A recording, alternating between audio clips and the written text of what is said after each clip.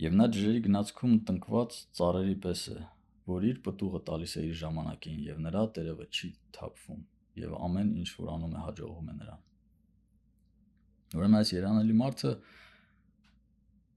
տնկված է, ոչ թե աճում է ջրերի գնացքում, այլ տնկված է այնտեղ, անապատից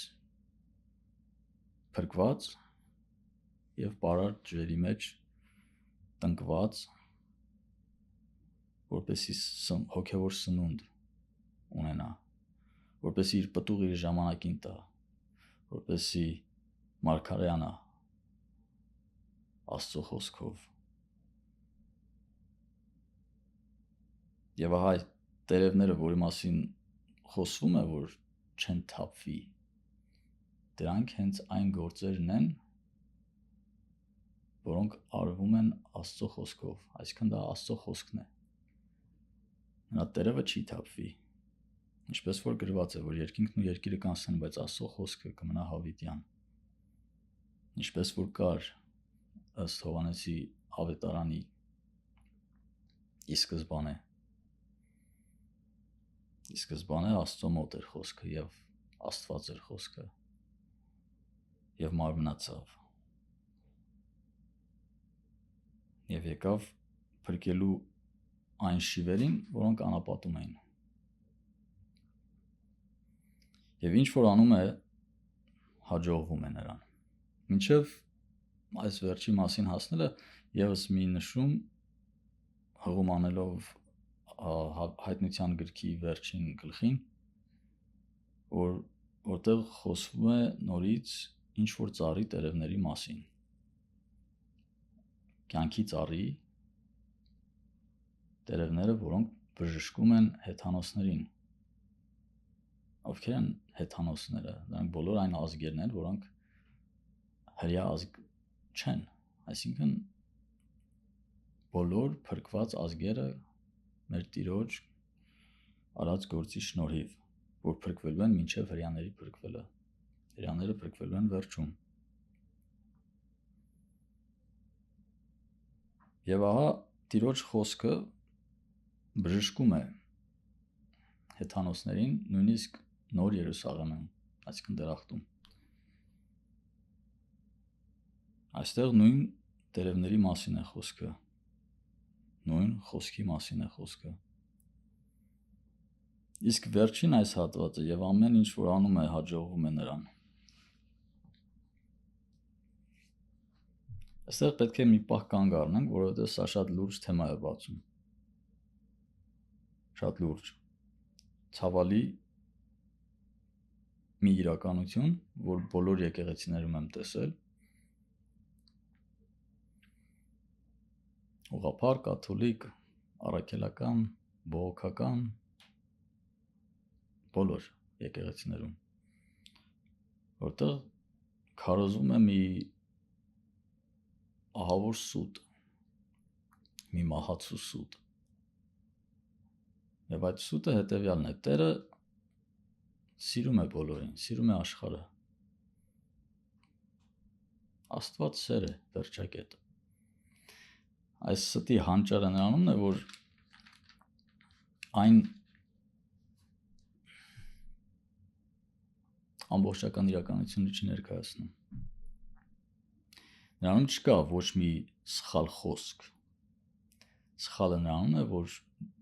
դիտավորյալ կերպով բաց է թողնվում մի շատ կարևոր հանգամանք, որ Աստված նաև ատում է։ Աստված ինքը ասում է. ես սիրեցի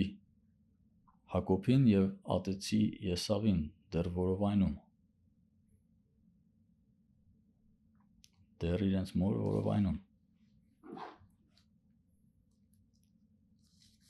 Ուրեմն ինչպես է այս հատվածը եւ նորա տերևը չի թափվում եւ ամեն ինչ որ անում է հաջողվում է նրան։ Եվ ամեն ինչ որ անում է հաջողվում է նրան։ Ինչպես է այս հատվածը ժխտում այդ սուտը։ Ուրեմն հասկանալու համար պետք է նախ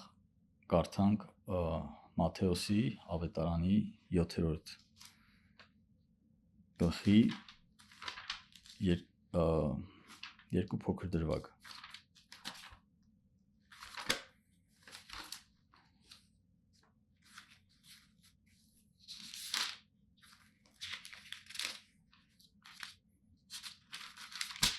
Մատթեոս 13-րդ նախադասություն։ Նեղ դռնովը ներս մտեք, որովհետև լայն է դուռը և ընդարձակ ճանապարհը, որ կորուստ է տանում, և շատերն են նրանով գնացողները, քանի նեղ է դուռը և նեղվածք է ճանապարհը, որ տանում է կյանք, և քիչ են նրան գտնողները։ Եվ նորից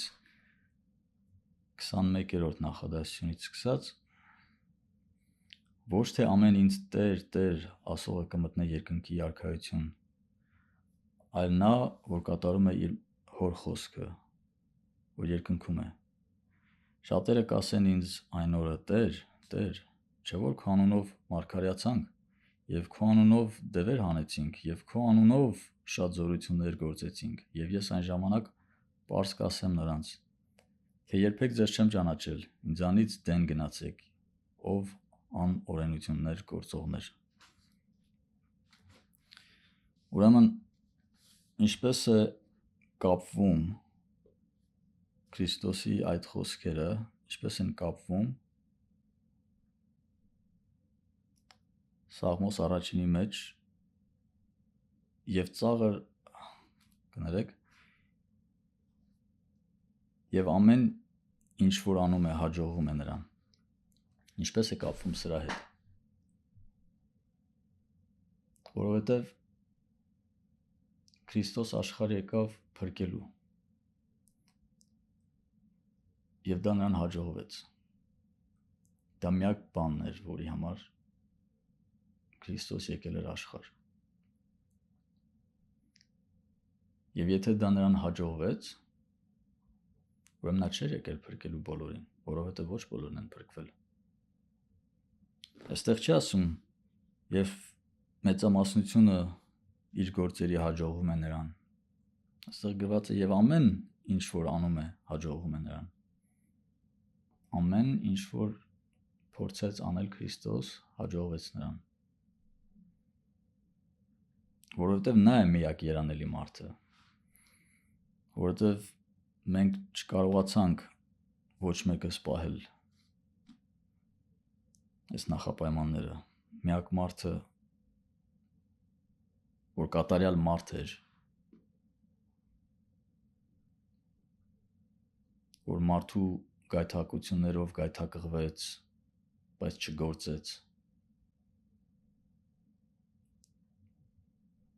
անցավ այդ նույն ճանապարհը, որով որ մարդն էր անցել, բայց չգնաց ամբարիշտների խորհրդի մեջ, չկանգնեց նրանց ճանապարհին և չնստեց նրանց աթոռին։ Երբեք։ Միակ մարդը Քրիստոսն էր։ Ուրեմն, եթե նրան հաջողվեց անել իր գործը կատարյալ,